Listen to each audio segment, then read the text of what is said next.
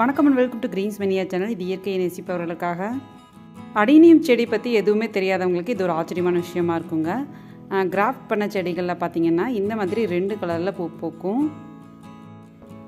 இந்த இடம் தான் பார்த்திங்கன்னா கிராஃப்ட் பண்ணது. அது கீழே வர்றது சக்கர் ஸ்டெம் அப்படின்னு சொல்லுவாங்க. கீழே இருக்கிற அந்த பெரிய பகுதி காடெக்ஸ்ன்னு சொல்லுவாங்க. அது நார்மலான ஒரு அடினியமோடதும், மேலே இந்த மாதிரி மல்டிபெட்டல் அடினியமோடதும் கிராஃப்ட் பண்ணுவாங்க.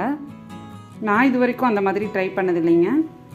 ஆனால் இந்த மாதிரி வாங்கின செடியில் பார்த்தீங்கன்னா ரொம்ப அழகாக தான் இருக்குது. ஆனால் இதை கீழே இருக்கிற பாட்டை கட் பண்ணிடணுங்க. அப்போ தான் மேலே இருக்கிற அந்த மல்டிபெட்டல் அழகாக வளரும். கீழே இருக்கிற அந்த பிங்க் கலர் ஃப்ளவர் பார்த்தீங்கன்னா ஒரு பேசிக் வெரைட்டியாக இருந்தாலும் ரொம்பவே அழகாக பூக்கள் பூக்கும். இவ்வளோ பெருசாக இருந்துச்சுன்னா நீங்கள் கட் பண்ணி தாராளமாகவே இன்னொரு செடியாக வளர்க்கலாம் ஸ்டெம் ப்ரொபகேஷன் மூலமாக.